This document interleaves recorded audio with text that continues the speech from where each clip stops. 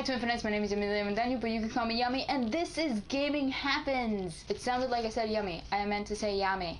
Don't call me Yummy, for the love of God. Oh my God, no. Gaming Happens is a show where I get to talk about gaming stuff that matters to me this week. I know I didn't make an episode last week. Look, are we gonna dwell on it? Are we gonna just keep pointing out my flaws? I was sick.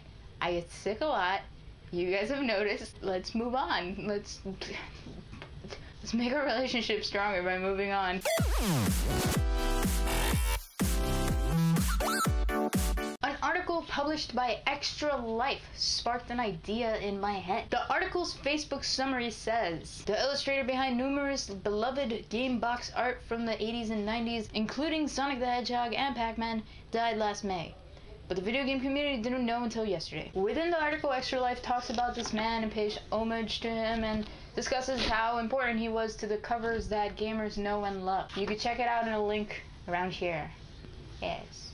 Check it out. What I want to focus on is the summary though. Specifically the part that says, but the gaming community didn't find out until yesterday. Since May, this man passed away and video gamers didn't find out until like 2 weeks ago, or whenever I read that article. I forgot because I've been out. Alright, it all comes full circle. Are we gonna focus on that? It just struck me as odd considering that this guy, he made covers that everybody knows and everybody adores if you grew up in the 80s and 90s playing video games, and you never knew him, you know? I often speak about how much I want the industry to be humanized. Like, I don't really like doing interviews because the questions that I'd ask developers or publishers or PR or whatever, people in the industry, aren't questions that really get asked. On top of my terrible way of speaking, that is. Honestly, I hardly want to know about the video games themselves from the developers. The questions that I want to ask are a lot more personal. I think that by knowing the people behind the games that we love,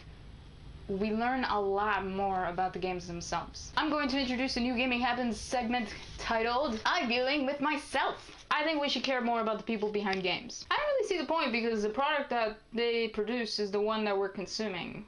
It's all business.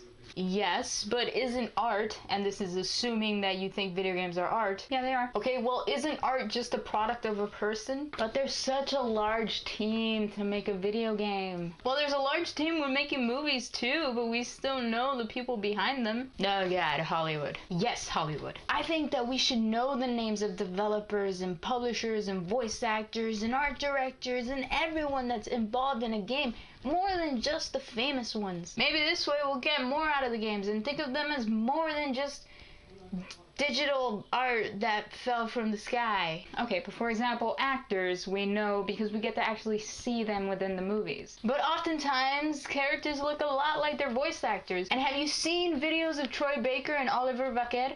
I'm sorry if I'm mispronouncing that. They're hilarious and interesting. I want to know more about them. Alright, but think of the obnoxious tabloids that follow that Hollywood lifestyle. Yeah, but think of you on the cover of one of those one day. Yeah. Well, for video games to get the same acceptance, to the point of humanization as you're calling it, they need to be way more widely accepted than what they are. And they will be, with time. Hollywood just has a jump start on us, alright? Video games didn't reach mainstream popularity until like the 80s. I don't know, Yami, I don't think I care to find out what Hideo Kojima eats more than what he already shares with the world on Twitter. It's just oversharing kind of guy. Nobody needs to know. Well, I'm not talking about dumb shit like, oh, find out about Reggie's new haircut. What did Reggie do to his hair? But what I am saying is that we need to take the time to know these people. Sure, we know some of the rich-ass developers or some of the really famous indie developers who are also rich as hell. There's so many different jobs that are completely overlooked. Like games journalists? No, we hear enough about them. And end scene. I hope you enjoyed that.